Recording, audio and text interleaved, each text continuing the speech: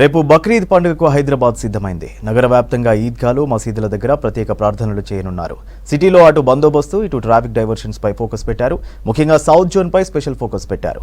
ఎవరికి ఎలాంటి ఇబ్బందులు లేకుండా చర్యలు తీసుకుంటున్నారు పోలీసులు. బక్రీద్ సందర్భంగా ప్రార్థనల సమయంలో ట్రాఫిక్ ఇబ్బందులు లేకుండా బందోబస్తు ఏర్పాటు చేస్తున్నారు పోలీసులు.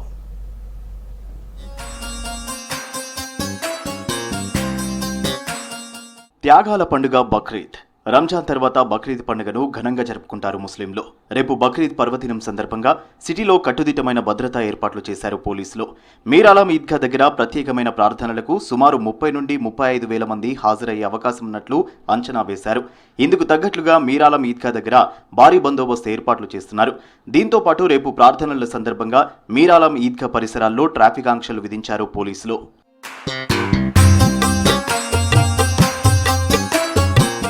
ఉదయం 8 గంటల నుంచి 11:30 వరకు మీరాలం ఈద్గా ప్రాంతంలో వాహనాలను వేరే మార్గాల ద్వారా మళ్లించనున్నారు పోలీసులు. బహదూర్పురా క్రాస్ రోడ్ మీదుగా పురాణాపూల్, కామటిపురా, కిషన్బాగ్ వైపు నుంచి ఈద్గా వచ్చే వాహనాలను మాత్రమే అనుమతిస్తారు. జూ పార్క్, మసీద్ అల్లాహు అక్బర్ దగ్గర వాహనాల పార్కింగ్కు ఏర్పాట్లు చేశారు. మాసబ్ ట్యాంక్ హాకీ గ్రౌండ్స్ లో జరిగే ప్రార్థనల సందర్భంగా ఉదయం 7 గంటల నుండి 10 గంటల వరకు ట్రాఫిక్ మళ్లింపులుంటాయన్నారు సిటీ పోలీసులు. మెహదీపట్నం నుండి బంజారాహిల్స్ రోడ్ నెంబర్ 1 వైపు వెళ్లే వాహనాలను మాసబ్ ట్యాంక్ ఫ్లైఓవర్ మీదుగా Ayodhya junction, Khairatabad RTA office, Taj Krishna మీదుగా మళ్లిస్తారు. ఇటు మెహదీపట్నం, లక్డీకపూల్ నుంచి మాసబ్ ట్యాంక్ ఫ్లైఓవర్ కింది వైపు వచ్చే వాహనాలను అనుమతించమన్నారు పోలీసులు. బక్రీద్ సందర్భంగా శాంతి భద్రతలకు ఎలాంటి విఘాతం కలగకుండా చర్యలు తీసుకున్నామన్నారు సౌత్ జోన్ డీసీపీ స్నేహ మెహ్రా. ప్రత్యేక ప్రార్థనలు జరిగే ప్రాంతాల్లో పగడ్బందీ భద్రత ఏర్పాటు చేశామని తెలిపారు. పోలీసులకు ప్రజలు కూడా సహకరించాలని కోరారు. సౌత్ జోన్లో లా అండ్ ఆర్డర్కు ఇబ్బందులు లేకుండా చర్యలు తీసుకున్నట్లు తెలిపారు సౌత్ జోన్ డీసీపీ స్నేహ మెహ్రా. ये आने वाले बकरीद का जो हमारा फेस्टिवल है, इसको हम सभी मिलके पुलिस डिपार्टमेंट और जनता साथ में मनाएंगे। और इसमें बस आप सभी से यही गुजारिश है कि जो भी पुलिस द्वारा, सरकार द्वारा गाइडलाइंस दी गई है और जो भी जानवर की कुर्बानी अलाउ की गई है, आप उसी तरीके से जानवरों की कुर्बानी दें। और एक बार कुर्बानी देने के बाद जो भी जानवर का वेस्ट रहता है, जो भी जानवरों के एक्स्ट्रा मटेरियल जो रहता है, उसको अच्छी तरीके से जीएचएमसी द्वारा दी गए या फिर अपने पास रहने वाले पॉलीथीन बैग्स में सही तरीके से डाल के उसको डिस्पोज किया जाए। इसके अलावा पुलिस की तरफ से बकरीद के दिन होने वाली जो प्रेयर्स हैं, उसके लिए पूरे बंदोबस्त अरेंजमेंट किए गए हैं। हमारी तरफ से ये पूरा आपको आश्वासन है कि हमारे इंतजामात पूरे हैं और पूरी तरीके से पीसफुल तरीके से अमन और चैन के साथ हम इस त्योहार को आपके साथ मनाना चाहते हैं। तो इस बकरीद को आइए हम सब मिलके मनाएं और साफ सुथरे तरीके से। శాంతి భద్రతలకు ఎలాంటి ఇబ్బందులు కలగకుండా బక్రీద్ పండుగను జరుపుకోవాలని ముస్లిం మత పెద్దలను కోరారు Kukatpally division ACP Srinivasarao.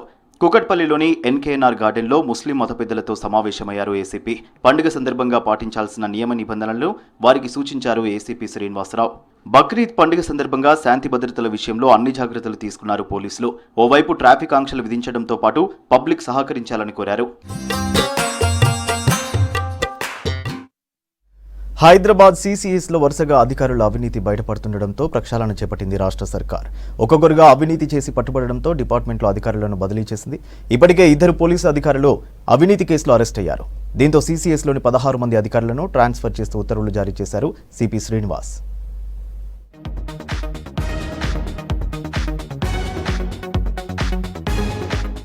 Hyderabad central crime స్టేషన్లో ప్రక్షాళన చేపట్టింది రాష్ట్ర ప్రభుత్వం. సీసీఎస్ సిబ్బందిని బదిలీ చేస్తూ ఉత్తర్వులు జారీ చేశారు హైదరాబాద్ సిపి కొత్తకోట శ్రీనివాసరెడ్డి.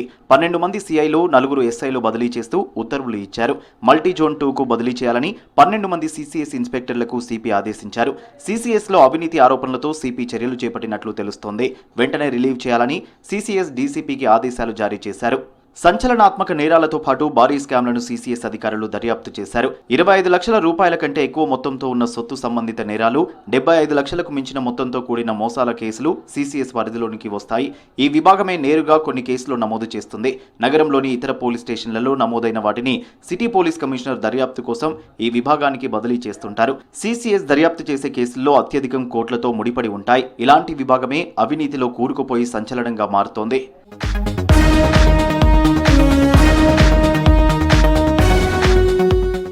ఉన్నతాధికారుల పర్యవేక్షణ లోపం కారణంగానే ప్రతిష్టాత్మకమైన సీసీఎస్ విభాగం ప్రతిష్ట దిగజారుతోందనే ఆరోపణలు వినిపిస్తున్నాయి. సీసీఎస్లో పనిచేసే పోలీసులు ఇష్టారీతిన డబ్బులు వసూలు చేసే అవకాశం ఉంటుంది. అవినీతిని నివారించేలా ఆర్థిక నేరాల్లో కేసు నమోదుకు ముందు ప్రాథమిక విచారణ తప్పనిసరి చేశారు అధికారులు. పీఈలో భాగంగా విచారణ అధికారి ఫిర్యాదుదారుడిని పిలిచి వివరాలు సేకరిస్తారు. ఫిర్యాదులోనే వివరాలకు సంబంధించిన ఆధారాలు, ఇతర అంశాలను తమకు అందజేయాల్సిందిగా కోరుతారు. ఇక్కడి నుంచి అవినీతి మొదలయ్యే ఛాన్స్ ఉంటుంది. కేసు నమోదు, దర్యాప్తు, నిందితుల అరెస్ట్, సిఆర్పిసి 41A నోటీసుల జారీ, ఆస్తుల జప్తు, ఛార్జిషీట్ దాఖలు, ఇలా ప్రతి దశలోనూ కొందరు అధికారులు రేటు కట్టి మరీ వసూలు చేశారనే ఆరోపణలు వచ్చాయి.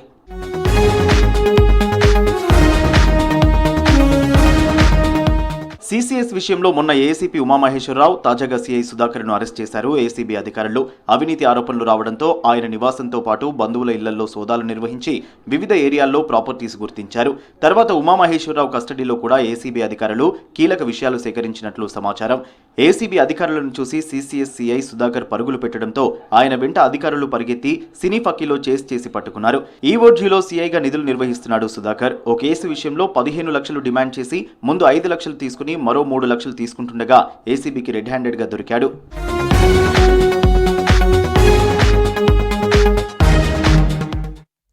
తెలంగాణ సంస్కృతి సాంప్రదాయాలకు నిలువెత్తు నిదర్శనంగా పిలుచుకునే బోనాల పండుగకు సమయం రానే వచ్చింది. జూలై 7 నుంచి బోనాల జాతర షురూ కానుంది. ఈ ఉత్సవాలను అంగరంగ వైభవంగా నిర్వహించేందుకు అన్ని ఏర్పాట్లు చేస్తుంది రాష్ట్ర ప్రభుత్వం. బోనాల ఉత్సవాల్లో భక్తులకు ఎలాంటి ఇబ్బందులు లేకుండా చూడాలని అన్ని శాఖల అధికారులను ఆదేశించింది ప్రభుత్వం.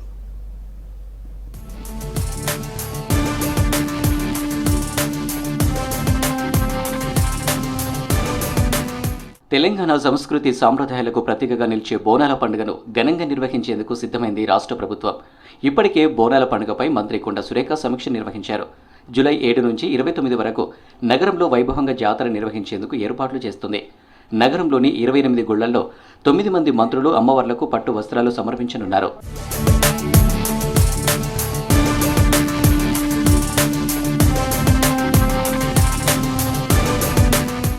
బోనాల జాతరకు పెద్ద ఎత్తున భక్తులు తరలివస్తారు. దీంతో మెట్రో, ఆర్టీసీ స్పెషల్ సర్వీసులు నడపాలని నిర్ణయించింది ప్రభుత్వం. టెంపుల్స్ దగ్గర భారీ బందోబస్తు ఏర్పాటు చేయనుంది. భక్తులకు తాగునీటి వసతి, మొబైల్ టాయిలెట్స్, దేవాలయాల దగ్గర ప్రత్యేక అంబులెన్స్ ఫెసిలిటీ, హెల్త్ క్యాంపులు ఏర్పాటు చేయాలని నిర్ణయించింది. త్వరలో బోనాల డేట్స్, పూర్తి సమాచారంతో క్యాలెండర్ రిలీజ్ చేయనుంది ప్రభుత్వం.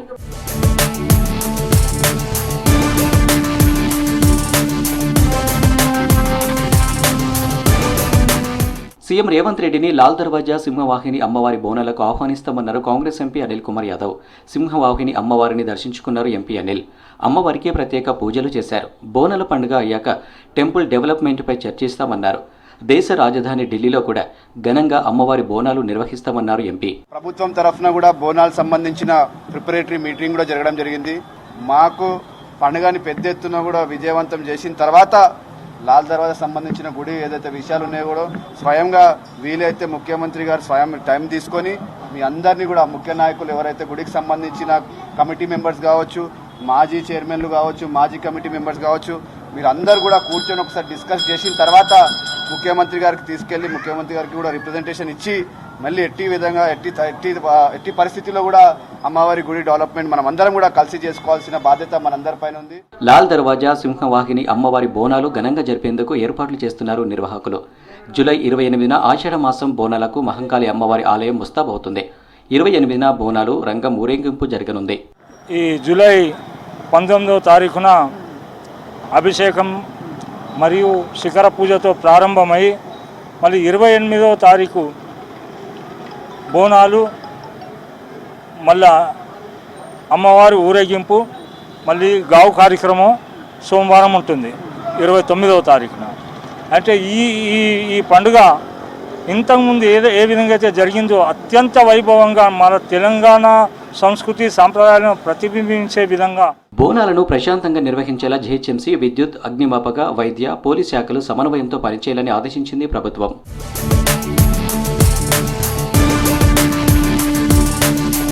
గొర్రెల స్కామ్ కేసులో దర్యాప్తు స్పీడప్ అవుతోంది. ఓవైపు ఈ స్కీమ్ని స్కామ్గా మార్చిందెవరు, ఎన్ని కోట్ల మేర అవినీతి జరిగిందో తేల్చే పనిలో ఏసీబీ ఉండగా, మరోవైపు అక్రమంగా మనీ ట్రాన్సాక్షన్స్ జరిగాయనే ఆరోపణలతో ఈడీ ఎంటర్ అయింది.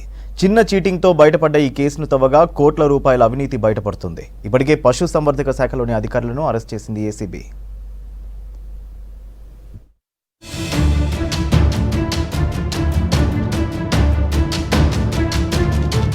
గత ప్రభుత్వ హయాంలో మొదలుపెట్టిన గొర్రెల పంపిణీ పథకం తీగలాగితే డొంక కదులుతుంది. కాంట్రాక్టర్లు, అధికారులు కుమ్మక్కై గొర్రెల లబ్ధిదారులకు ఇవ్వాల్సిన డబ్బులను ప్రైవేటు వ్యక్తుల ఖాతాల్లోకి మళ్లించారని మొదట గచ్చిబౌలి పిఎస్లో మొహియుద్దీన్ అనే కాంట్రాక్టర్పై కేసు నమోదైంది. ఆ తర్వాత ఈ కేసును ఏసీబీకి ట్రాన్స్ఫర్ చేసింది రాష్ట్ర ప్రభుత్వం. ఈ స్కీమ్ ప్రారంభించిన నాటి నుంచే భారీగా స్కామ్ చేశారని గుర్తించారు ఏసీబీ అధికారులు. ఈ మొత్తం స్కీమ్లో దాదాపు 700 కోట్ల రూపాయల స్కామ్ జరిగినట్లు అనుమానిస్తున్నారు.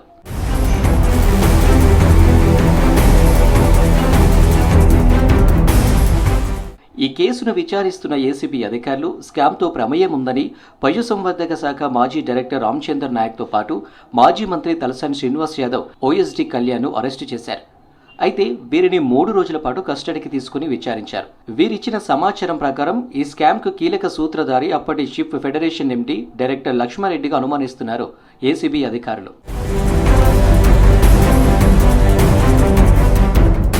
2017 జూన్లో షిప్ డిస్ట్రిబ్యూషన్ స్కీమ్ స్టార్ట్ అయింది. 2017-18లో 2,56,000 యూనిట్ల గొర్రెల పంపిణీ జరిగింది. 2018-19లో 1,08,000, 2019-20లో 1,329 యూనిట్లు, 2020-21లో 62 యూనిట్లు డిస్ట్రిబ్యూట్ చేశారు. ఇప్పటి వరకు ఈ స్కీమ్ కింద మొత్తం 4,25,000 యూనిట్ల గొర్రెలను డిస్ట్రిబ్యూట్ చేశారు. ఇందులో 86% యూనిట్లు లక్ష్మారెడ్డి హయాంలోనే జరిగాయి. అప్పుడే ఈ స్కామ్ స్టార్ట్ అయిందని ఏసీబీ అధికారులు భావిస్తున్నారు. ఇదే కాకుండా కాగ్ రిపోర్ట్లో కూడా గొర్రెలను ట్రాన్స్పోర్ట్ చేయడానికి లారీలను వాడామని, ఆటోలు, 2 వీలర్ల నెంబర్లు రాసి అవినీతికి పాల్పడ్డారని పేర్కొంది.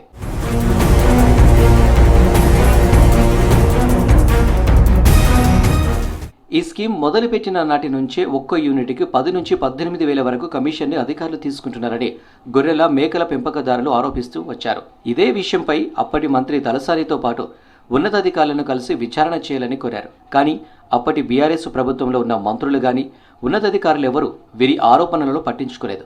మాజీ sheep federation MD Lakshmareddy, veterinary doctor Sriram Reddy, veterinary livestock officer నరసింహంపై ఆరోపణలు చేశారు.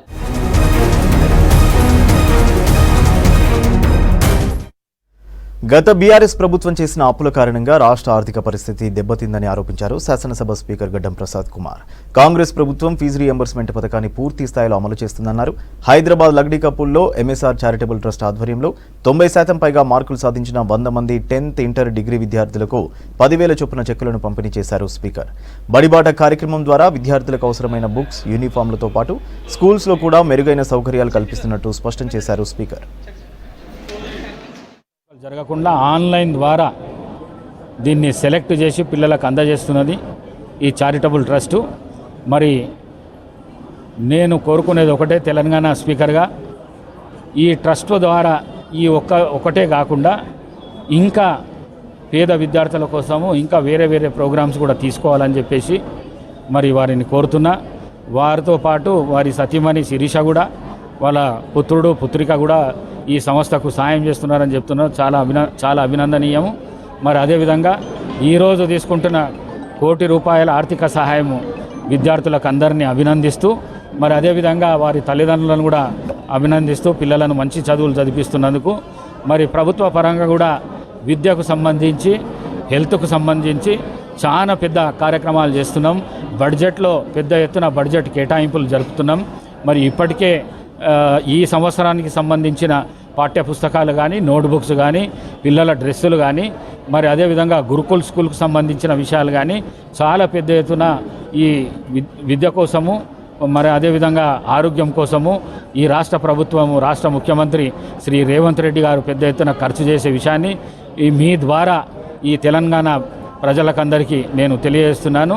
తప్పకుండా ఇప్పుడు తీసుకున్న విద్యార్థులు ఎవరైతే పేద విద్యార్థులు ఉన్నారో వారికి ట్రస్ట్ ద్వారా కానీ లేకుంటే పర్సనల్గా కానీ ఏదైనా సాయం అవసరం ఉంటే తప్పకుండా యాజ్ ఎ స్పీకర్గా నన్ను సంప్రదించవచ్చు. దివ్యాంగులకు నారాయణ సేవా సంస్థాన్ ఉదయపూర్ వాళ్ళు ఎంతో సేవ చేస్తున్నారన్నారు చేవెళ్ల బీజేపీ ఎంపీ కొండా విశ్వేశ్వరరెడ్డి. వికలాంగుల కోసం కింగ్కోటిలో ఏర్పాటు చేసిన కృత్రిమ అవయవాల అమెరికా క్యాంపును బీజేపీ నాయకురాలు మాధవిలతతో కలిసి ప్రారంభించారు కొండా విశ్వేశ్వరరెడ్డి. రాష్ట్రంలోని దివ్యాంగుల సమస్యలపై కేంద్ర ప్రభుత్వం తరపున అన్ని విధాలుగా ఆదుకుంటామన్నారు. ఇలాంటి సంస్థలకు ప్రభుత్వ సహాయ సహకారాలుంటాయని తెలిపారు. కార్యక్రమంలో దివ్యాంగులు, బీజేపీ కార్యకర్తలు పాల్గొన్నారు. నారాయణ సేవా సంస్థాన్ ఉదయపూర్ నుంచి హైదరాబాద్కి వచ్చింది.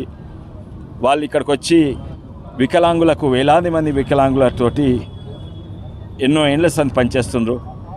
వచ్చేదో దానం ఇచ్చినట్టు కాదు. 6 నెలల ముందు వచ్చి రిజిస్ట్రేషన్ తీసుకుండ్రు.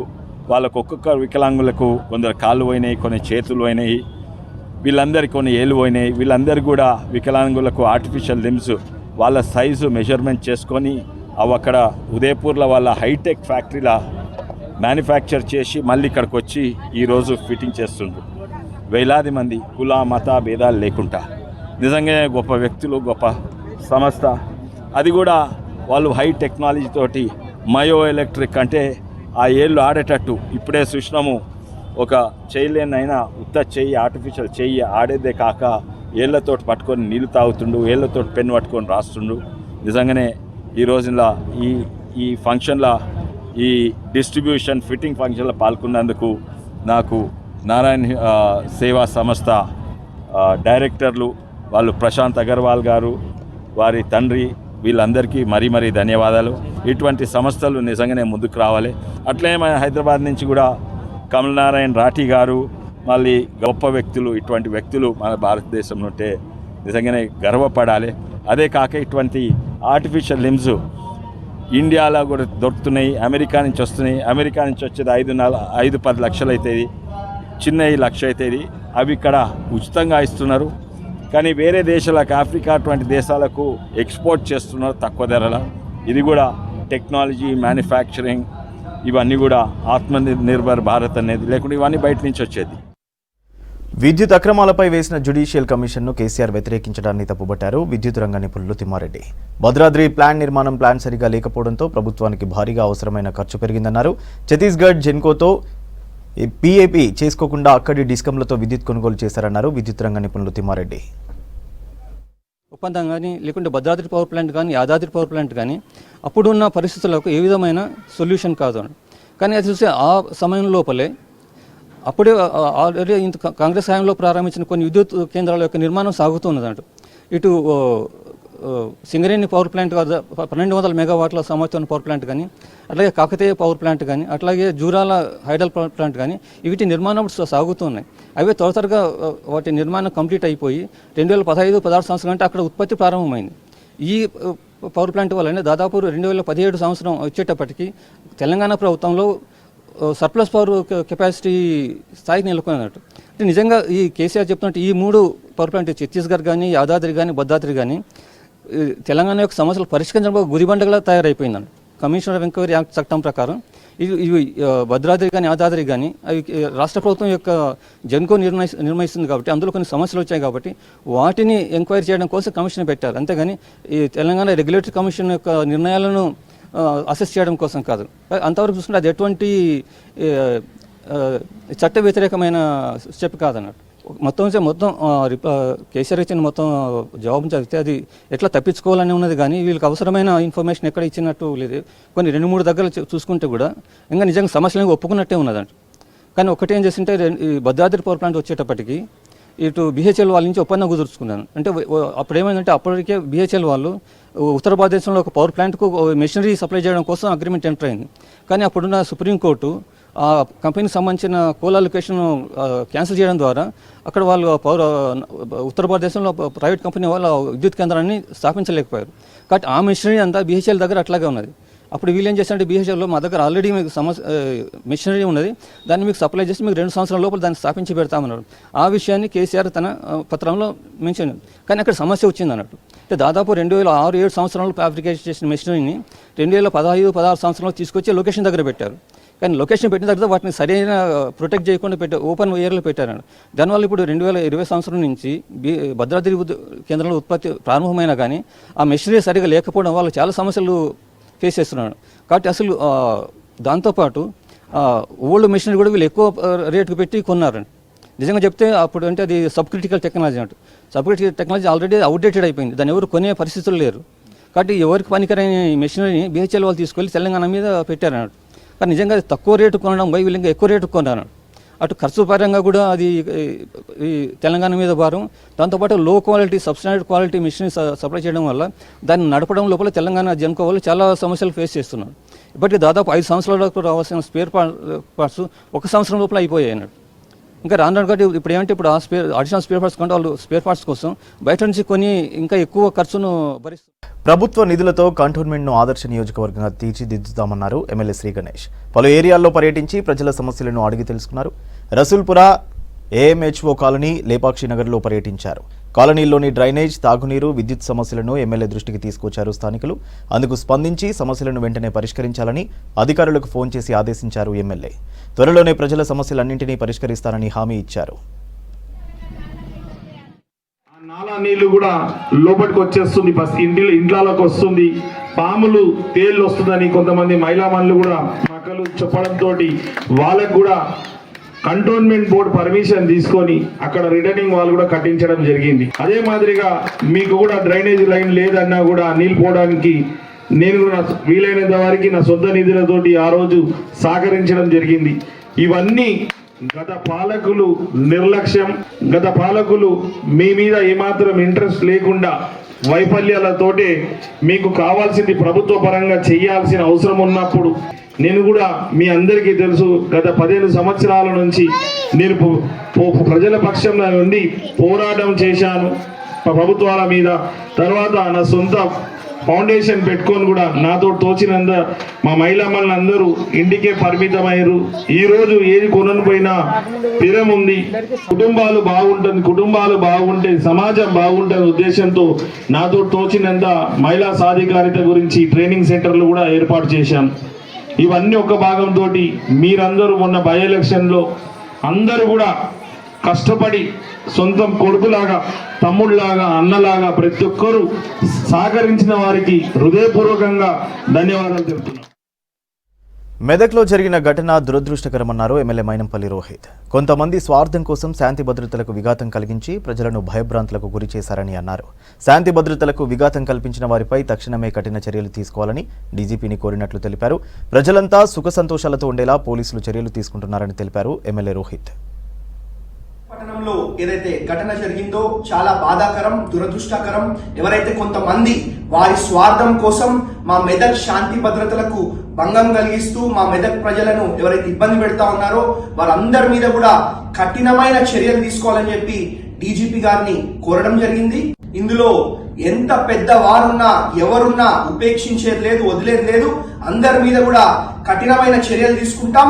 మా మెదక్ ప్రజలు సుఖంగా సంతోషంగా ఉండే విధంగా మేము వ్యవహరిస్తామని చెప్పి అందరు కూడా మరి తెలియజేసుకుంటూ, అదే విధంగా మరి ఈ సోషల్ మీడియాలలో తప్పుడు పోస్టులు పెడుతూ మరి ప్రజలని భయాందోళనకు గురి చేసే ఒక ప్రయత్నం కొంతమంది చేస్తా ఉన్నారు. వారందరూ కూడా తక్షణమే అది ఆపివేయాలని చెప్పి మరి కోరుతూ తెలియజేసుకుంటూ, నల్లపోచమ్మ బండ్ల పండగ అదే విధంగా బక్రీద్ పండగ కూడా మరి ప్రజలకు ఎటువంటి ఇబ్బంది కలగకుండా మరి చర్యలు. చెడ్డీ గ్యాంగ్, చుడీదార్ గ్యాంగ్, ఇలా ఎన్నో గ్యాంగ్స్ నగరంలో దొంగతనాలు, హత్యలు చేయడం చూశాం. ఇప్పుడు మరో నయా గ్యాంగ్ హైదరాబాద్లోకి ప్రవేశించింది. సిటీ శివారు ప్రాంతాల్లో తాళాలు వేసి ఉన్న ఇండ్లే టార్గెట్గా చోరీలకు పాల్పడుతున్న ఈ నయా గ్యాంగ్ పేరు ఏంటి? ఈ గ్యాంగ్ క్రైమ్ స్టైల్ ఏంటి? ఏ రాష్ట్రం నుంచి ఈ ముఠా నగరానికి వచ్చింది? పోలీసులు సిటీ జనాలకు ఇస్తున్న సూచనలు తెలియాలంటే వాచ్ ది స్టోరీ.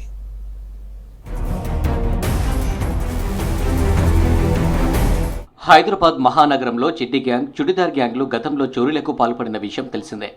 ఒంటికి ఆయిల్ రాసుకుని మారణాయుధాలు వెంటబెట్టుకుని అవసరమైతే చంపడం చెడ్డీ గ్యాంగ్ క్రైమ్ స్టైల్. అయితే శివారు ప్రాంతాలతో పాటు నగరంలో కూడా చోరీలకు పాల్పడేది ఈ చెడ్డీ గ్యాంగ్. ఇటీవల చుడిదార్ గ్యాంగ్ కూడా నగరంలోకి ప్రవేశించి చోరీలు చేసి హల్చల్ చేసింది. ఇక తాజాగా సిటీ శివారు ప్రాంతాల్లోని తాళాలు వేసి ఉన్న ఇల్లే టార్గెట్గా చోరీ చేస్తున్నారు దార్ గ్యాంగ్. మధ్యప్రదేశ్ నుంచి నగరానికి ఈ ముఠా సభ్యులు వచ్చినట్లు గుర్తించారు పోలీసులు. ఎల్బీ నగర్ జోన్ పరిధిలో ఈ గ్యాంగ్ ఒక చోరీకి పాల్పడ్డారని చెప్పారు పోలీసులు. ఇంటి మెయిన్ గేట్ కాకుండా ఫెన్సింగ్ వాల్ దూకి చోరీలకు పాల్పడమే ఈ దార్ గ్యాంగ్ స్టైల్ అంటున్నారు పోలీసులు. డే టైంలో ఎక్కడైతే ముందు రోజు రెక్కీ నిర్వహించి ఏదైతే లాక్డ్ హౌసెస్ ఉన్నాయో వాటిని టార్గెట్గా గేటెడ్ కమ్యూనిటీస్ పరిధిలో ఉన్నటువంటి హౌసెస్ను వాళ్ళు టార్గెట్ చేయడం జరిగింది. మన దగ్గర ఒకే ఒక కేసు మనకు గుల్మోర్ అపార్ట్మెంట్లో కమ్యూనిటీలో రిపోర్ట్ చేయడం జరిగింది. అందులో అయితే మనకు పెద్దగా ఆర్టికల్స్ అయితే పోలేదు. కమ్యూనిటీకి సంబంధించి బ్యాక్ సైడ్ ఉన్నటువంటి ఫెన్సింగ్ను కట్ చేసుకొని గోడ దూకేసి వచ్చి అటెంప్ట్ చేయడానికి ట్రై చేయడం జరుగుతుంది. గతంలో వరంగల్లో కూడా చేయటం జరిగింది. సో దట్ కాబట్టి ఇంకా ప్రజలందరినీ కూడా మనం రిక్వెస్ట్ చేయడం జాగ్రత్తగా ఉండాల్సినటువంటి అవసరం ఉంది. ఎలాంటి భయాందోళనలకు గురి కావాల్సిన అవసరం లేదు. పోలీసులందరూ కూడా వారి టీమ్స్ వాళ్ళని పట్టుకోవడం కోసం 100% ఎఫర్ట్స్ చేయడం జరుగుతుంది. హైదరాబాద్తో పాటు శివారు ప్రాంతాల్లో నివసించేవారు ఊరికి వెళ్తే ఇంట్లో లైట్స్ ఆన్ చేయాలని సూచిస్తున్నారు పోలీసులు. అంతేకాకుండా సంబంధిత పోలీస్ స్టేషన్కు కూడా సమాచారం ఇస్తే గస్తీ నిర్వహిస్తామంటున్నారు. కాలనీలో అనుమానాస్పద వ్యక్తుల కదలికలు ఉన్నా వెంటనే 100కి కాల్ చేసి సమాచారం ఇవ్వాలంటున్నారు పోలీసులు. గేటెడ్ కమ్యూనిటీస్ వాళ్ళు వాళ్ళ సెక్యూరిటీ సిస్టాన్ని ప్రాపర్గా వారు ఒకసారి రివ్యూ చేసుకొని వెనక సైడ్ బ్యాక్ సైడ్ ఉండొచ్చు. తర్వాత ఇతర ప్రాంతాలలో కూడా వాళ్ళు నైట్ టైంలో ఒకసారి గస్తీ తిరగటం అనేది చూడండి. కనీసము జనరల్గా మనం లాక్డ్ హౌసెస్ వాళ్ళు ప్రతిదీ ఇంటింటికి వచ్చి చెక్ చేయకపోవచ్చు. నైట్ అవర్స్లో మనము ఇలా చూడటంతో ఇంట్లు మొత్తం డార్క్గా ఉంటే తెల్లారి వాళ్ళు ఇక్కడ ఎవరు లేరు సేమ్ డే అని చెప్పేసి వారు ఒక అంచనాకు వచ్చే అవసరం ఉంది. కనీసము మనం ఒక అవుట్ సైడ్ ఒక లైట్ అన్న వేసి పెట్టడం ద్వారా ఈ దొంగల బారి నుండి మనం లాక్డ్ హౌసెస్ కాదు అని చెప్పేసి మనం కూడా వాళ్ళని కొంత డైవర్షన్ చేసే అవకాశం ఉంటుంది. కొంతకాలం పాటు బయటకు పోతున్న క్రమంలో కన్సర్న్ పోలీస్ స్టేషన్స్లో కన్సర్న్ సెక్టర్ ఎస్ఐకో లేకపోతే ఆ పెట్రో కార్ వాళ్ళకో చెప్తే మీ ఇల్లును ఒకసారి నైట్ టైంలో ఒకసారి విజిట్ చేసేసి మనకు ప్రాపర్ సెక్యూరిటీ కూడా ఇవ్వటం జరుగుతుంది. డార్ గ్యాంగ్ పట్ల ప్రజలు భయాందోళన చెందాల్సిన అవసరం లేదని సిటీ శివారు ప్రాంతాల్లో నిఘా పటిష్టం చేశామంటున్నారు పోలీసులు. సిటీలో మరో 2 అంతర్రాష్ట్ర గంజాయి ముఠాలను అరెస్ట్ చేశారు టాస్క్ ఫోర్స్ పోలీసులు. 164 కేసుల్లో 51 లక్షల విలువైన గంజాయి సీజ్ చేశామన్నారు డీసీపీ రేష్మి పెరుమాల్. హుమాయూన్ నగర్ పిఎస్ పరిధిలో రవి, సయ్యద్, ఆనంద్, రామ్జీ అనే డ్రగ్ పెడ్లర్ని అరెస్ట్ చేసినట్టు తెలిపారు. వీళ్ళ నుంచి 100 కేజీల గంజాయి స్వాధీనం చేసుకున్నారు. 3 నిందితులను హుమాయూన్ నగర్ పోలీస్ స్టేషన్కు అప్పగించామన్నారు.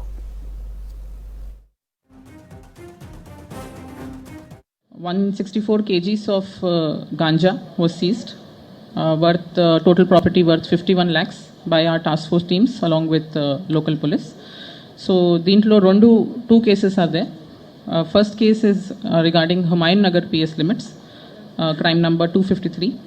In this, 3 drug peddlers have been caught. Dharavat Ravi, Saeed Bahadur and Ananda Ramji Kadam. So this was caught near Paramount Colony area. Total 100 kgs of ganja was there, as you can see in the photo. So the main accused, Dharavat Ravi, previous cases are also there. In person మీద previous 2 NDPS cases కూడా ఉన్నాయి. ఇది గోవింద్ అని person ఓ ganja cultivator దగ్గర నుంచి ఒడిశా నుంచి తీసుకుని ఇక్కడ సిటీకి తీసుకొస్తున్నప్పుడు వాళ్ళిద్దరు 2 ఫ్రెండ్స్తో పాటు దిస్ సయీద్ బహదూర్ అండ్ ఆనంద రామ్జీ కదం ఈ ఇద్దరు ఫ్రెండ్స్తో పాటు he was coming to the city. Based on or information we had seized ఇది మధ్యలో వాళ్ళ కార్ని ఇంటర్సెప్ట్ చేసి హుండాయ్ యాక్సెంట్ కార్ దాంట్లో ఉంది ఫోటోలో. హుండాయ్ యాక్సెంట్ కార్లో వీళ్ళు ట్రావెల్ చేస్తూ వస్తున్నప్పుడు పారామౌంట్ కాలనీ ఏరియా దగ్గర we intercepted the vehicle and seized the ganja. ఇది హుమాయూన్ నగర్ పిఎస్ పోలీస్ స్టేషన్లో కేసు రిజిస్టర్ అయింది and further investigation is going on. Second case is regarding Bhavani Nagar PS. Deentlo oka 64 kgs of ganja was seized. In this case also Mugguru 3 drug peddlers are there. Sheikh Parvez, Abdul Rafu and Muhammad Anwar. All these 3 persons మీద కూడా ప్రీవియస్గా NDPS cases registered ఉన్నాయి. దీంట్లో ఈ main accused Sheikh Parvez is native of Asif Nagar. ప్రీవియస్గా Ravulapalem Andhra Pradesh and ఇక్కడ langar house ఈ 2 ఏరియాస్లో కేసెస్ రిజిస్టర్ అయినాయి. రాజమండ్రి జైల్లో he was lodged previously for the NDPS. సిటీలో పలు ప్రైవేట్ కార్పొరేట్ స్కూళ్ల యాజమాన్యాలు ఇష్టారాజ్యంగా వ్యవహరిస్తున్నాయి. ప్రభుత్వ నిబంధనలు పట్టించుకోకుండా సొంత బుక్స్ ని తయారు చేస్తోంది. తాము ఇచ్చిన బుక్స్ నే విద్యార్థులు కొనాలని ఒత్తిడి తెస్తున్నారు కార్పొరేట్ స్కూళ్ల సిబ్బంది. బయట మార్కెట్తో పోలిస్తే 4-5 రెట్లు అధిక ధరలకు పుస్తకాలను విక్రయిస్తున్నాయి private corporate స్కూళ్లు.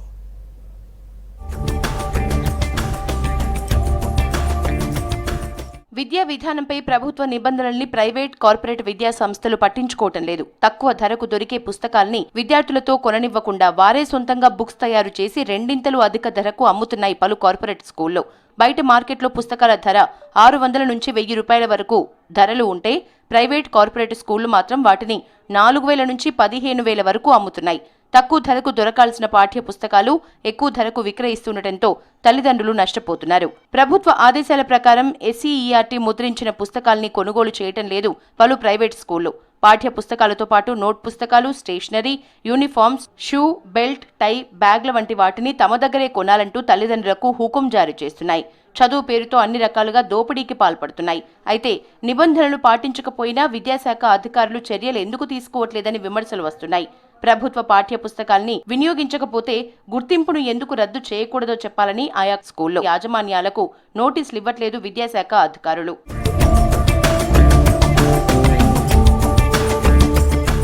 Corporate private schools దోపిడీకి అడ్డు అదుపు లేకుండా పోతోందంటున్నారు విద్యార్థి సంఘాల నాయకులు. విద్యను వ్యాపారంగా మారుస్తున్న కార్పొరేట్ స్కూళ్లపై చర్యలు తీసుకోవాలని డిమాండ్ చేస్తున్నారు నేతలు.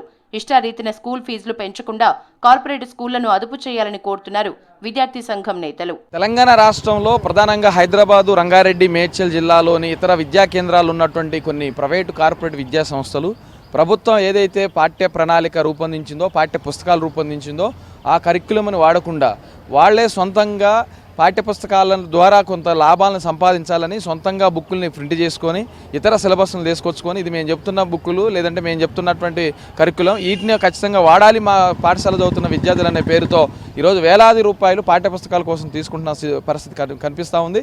ఇది ప్రధానంగా ఎక్కడైతే విద్యా కేంద్రాలు ఉన్నాయో హైదరాబాదు, ఖమ్మం, కరీంనగర్, మహబూబ్నగర్, సిద్దిపేట, నల్లగొండ, వరంగల్, హన్మకొండ లాంటి ప్రాంతాల్లో ఈ వ్యాపారం బాగా నడుస్తూ ఉంది. విద్యాశాఖ అధికారులు దీని మీద ఏమాత్రం కూడా చర్యలు తీసుకోవట్లేదు. ఎందుకనంటే ప్రభుత్వం నిబంధనలు పాటించరు, ప్రభుత్వ నిబంధనల ప్రకారం ఫీజులు తీసుకోరు. కానీ కనీసం ప్రభుత్వం నిర్దేశించినటువంటి పాఠ్య పుస్తకాలని, పాఠ్య ప్రమాణాలను కూడా వాళ్ళు పాటించలేనటువంటి పరిస్థితులు తెలంగాణ రాష్ట్రంలో కనిపిస్తూ ఉంది. ప్రధానంగా పాఠ్య పుస్తకాలను కూడా ప్రభుత్వమే ప్రింట్ చేసి ఇవ్వాలి, కానీ అట్లా ఇవ్వకుండా ఓన్గా వాళ్ళే ప్రింట్ చేసుకొని వాళ్ళకు అనుకూలంగా పుస్తకాలు అమ్ముకునేటువంటి, పుస్తకాలు ప్రింట్ చేసుకునేటువంటి పరిస్థితి ఈరోజు తెలంగాణ రాష్ట్రంలో నెలకొంది. ఈరోజు పాఠ్య పుస్తకాల పేరు మీద లక్షల రూపాయలు విద్యార్థుల తల్లిదండ్రుల నుంచి వసూలు చేస్తుంటే కూడా ప్రభుత్వం చోద్యం చేస్తుంది తప్ప వీటిని పట్టించుకునేటువంటి పరిస్థితి లేదు. ఒకవైపు పాఠ్య పుస్తకాలు ప్రింట్ చేయొద్దు, పాఠ్యపుస్తకాలు గవర్నమెంట్ నుంచే అందుతాయని చెప్పినా కూడా ఇప్పటికీ క్షేత్రస్థాయిలో పూర్తిగా అందనటువంటి పరిస్థితి తెలంగాణ రాష్ట్రంలో నెలకొంది. రాష్ట్ర ముఖ్యమంత్రి విద్యాశాఖ మంత్రిగా తన గుప్పిట్లో ఉంది కాబట్టి వెంటనే తక్షణమే దీనిపైన పూర్తిస్థాయిలో రివ్యూ చేసి విద్యారంగానికి సంబంధించి క్లియరెన్స్ ఇవ్వాల్సిందిగా ఈ సందర్భంగా మీడియా ద్వారా మేము డిమాండ్ చేస్తున్నాం. ప్రైవేట్ కార్పొరేట్ స్కూళ్లలో యూనిఫామ్స్, షూ, బెల్ట్ వంటి వాటిని విక్రయించడంపై నిషేధం విధిస్తూ హైదరాబాద్ DEO సర్క్యులర్ జారీ చేశారు. రాష్ట్రంలోని ప్రభుత్వ, ప్రైవేట్ స్కూళ్లలో చదివే విద్యార్థులంతా SCERT రూపొందించిన సిలబస్ పుస్తకాలనే చదవాలని ఆదేశించారు. పర్యావరణ పరిరక్షణపై అవగాహన కల్పిస్తూ ఫర్ గ్రీన్ పరుగు పేరుతో హైదరాబాద్ నెక్లెస్ రోడ్లో 5K రన్ జరిగింది. Umar Alisha rural development trust ఆధ్వర్యంలో జరిగిన రన్లో యువత పెద్ద సంఖ్యలో పాల్గొన్నారు. సంజీవయ్య పార్క్ నుంచి జలవిహార్ వరకు రన్ జరిగింది. పర్యావరణాన్ని కాపాడేందుకు ప్రతి ఒక్కరూ 3 మొక్కలు నాటాలన్నారు ట్రస్ట్ చైర్మన్ ఉమర్ అలీషా. చిన్నారులు కృత్రిమ ఆక్సిజన్ సిలిండర్ పెట్టుకుని మొక్కలు నాటుకుంటే వచ్చే ఇబ్బందులపై అవగాహన కల్పించారు.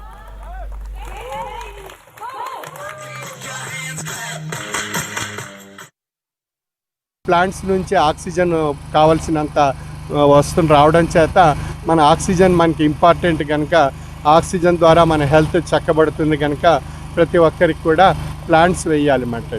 ఆ ప్లాంట్స్ ప్రతి ఒక్కరూ 3 మొక్కలు చొప్పున ప్రతి సంవత్సరం ఉన్న మన హైదరాబాద్లో ఉన్న ప్రతి ఒక్కరూ వేయగలిగినట్లయితే మన హైదరాబాద్ పట్టణం అంతా కూడా మొక్కలతో నిండిపోయి చక్కని ఉద్యానవనం కింద మారుతుంది. తద్వారా మనకి వాటర్ ప్రాబ్లమ్స్ రావు, అదేవిధంగా మనకి చక్కని ఆక్సిజన్ లభిస్తుంది, అదేవిధంగా మనకి చల్లదనం లభిస్తుంది, మన వేడి వాతావరణం తొలగిపోతుంది. ఈ విధంగా ప్లాంట్స్ పెంచమని సజెషన్ అందరికీ కూడా ఈ ప్లాంట్స్ వేయమని చెప్పడం జరుగుతుంది. ఈ సందర్భంగా ముఖ్యంగా హెల్త్ అన్నప్పుడు శారీరకంగా, మానసికంగా ఆరోగ్యంగా ఉండటమే హెల్త్ అని చెప్పబడుతుంది. కాబట్టి హెల్త్ ప్రొటెక్షన్కి మన శరీరానికి హెల్త్ కావడానికి వ్యాయామం ప్రతి ఒక్కరూ చేయాలి. ప్రతిరోజు సుమారు 45 నిమిషాల నుంచి 1 గంట పాటు ఫిజికల్ హెల్త్, మెంటల్ హెల్త్ పర్ఫెక్ట్గా ఉంటే టోటల్ పర్ఫెక్ట్ హెల్త్